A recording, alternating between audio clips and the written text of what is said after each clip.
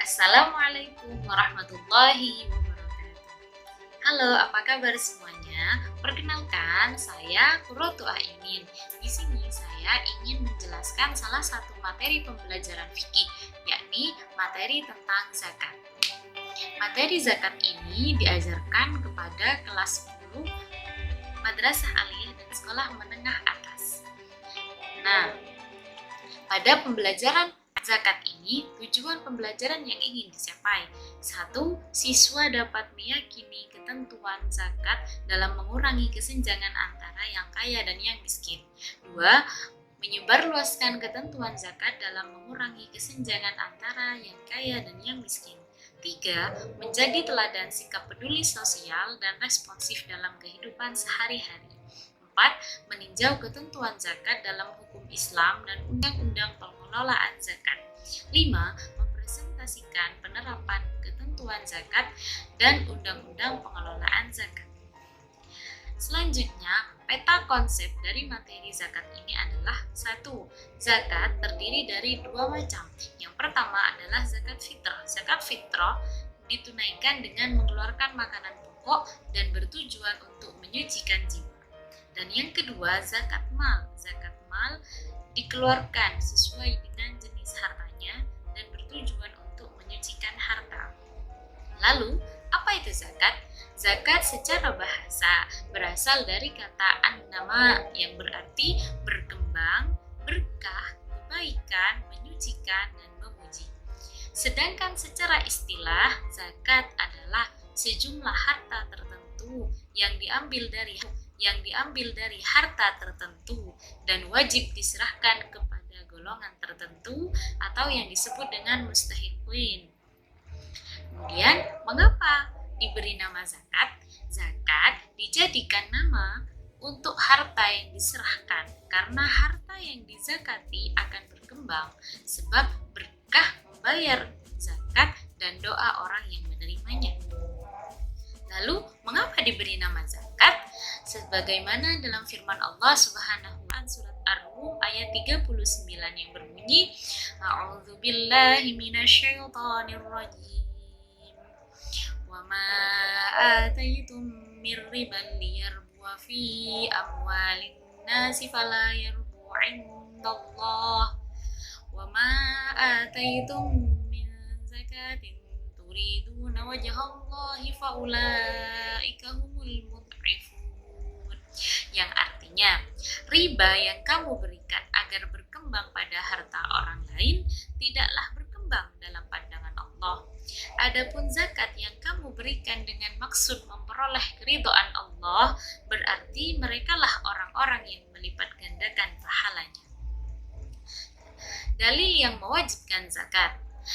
Zakat adalah rukun Islam yang ketiga, sebagaimana dalam hadis Nabi Muhammad SAW an Ibni Umar radhiyallahu anhuma qala Rasulullah sallallahu alaihi wasallam buniyal Islamu ala khamsin syahadati an la ilaha illallah Muhammadar Rasulullah wa iqamis shalah wa ita'iz zakah wal haji wa shaumi Ramadan.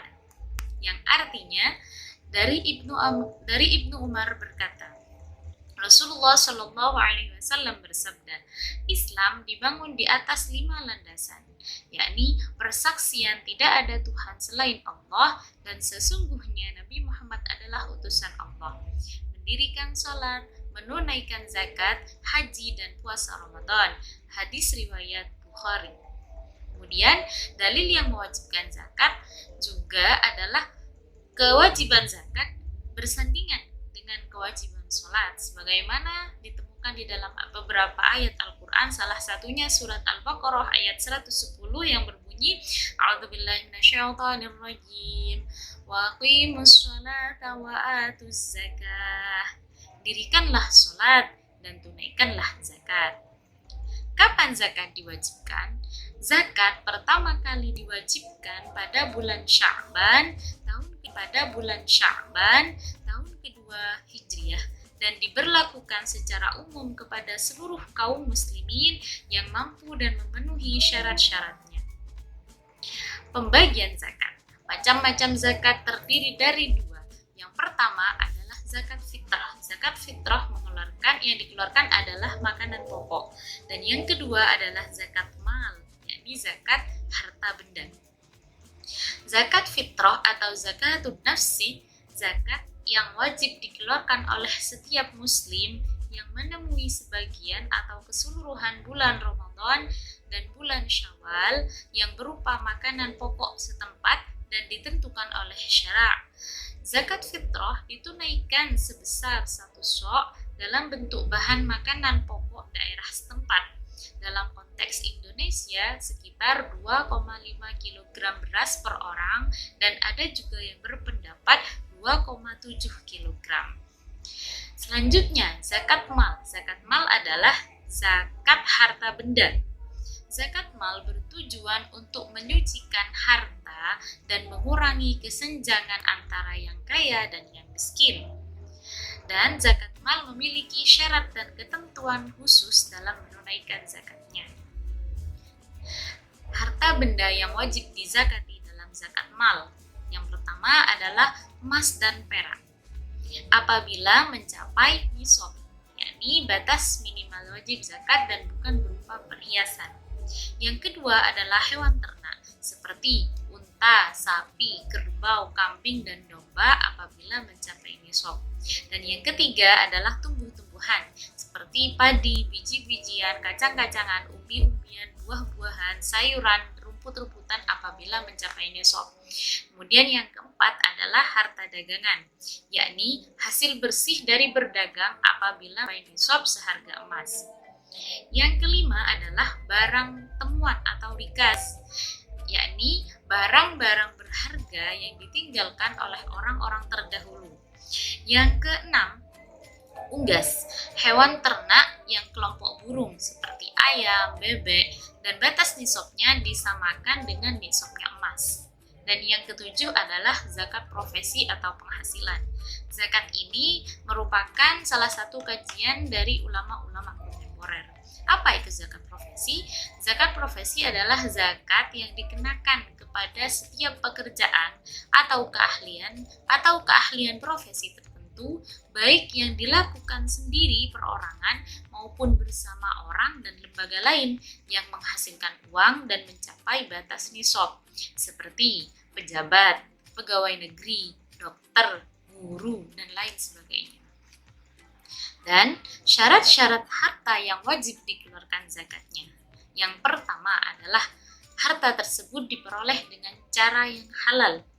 Dan yang kedua, berkembang dan berpotensi dikembangkan. Dan ketiga, hak milik secara penuh. Keempat, mencapai nisab. Kelima, mencapai 1 tahun. Dan yang keenam, sudah terpenuhi kebutuhan pokoknya. Lalu, siapa saja yang berhak menerima zakat? Allah Ta'ala telah menjelaskan dalam Al-Quran, terdapat 8 golongan penerima zakat. Yang berbunyi, A'udzu billahi minasyaitonir rajim.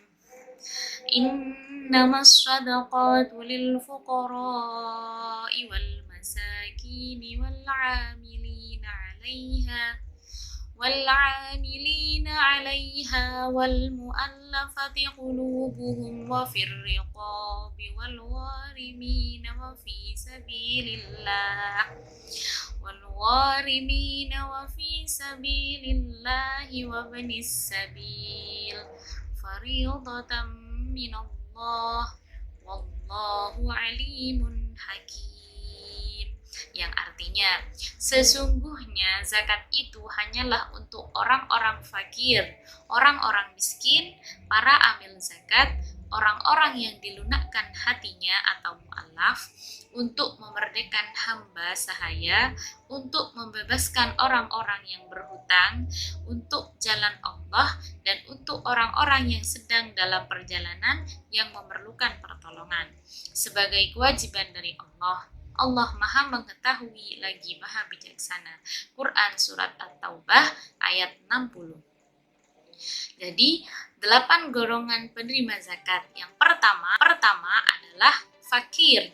Fakir artinya orang yang tidak memiliki harta dan tidak memiliki pekerjaan.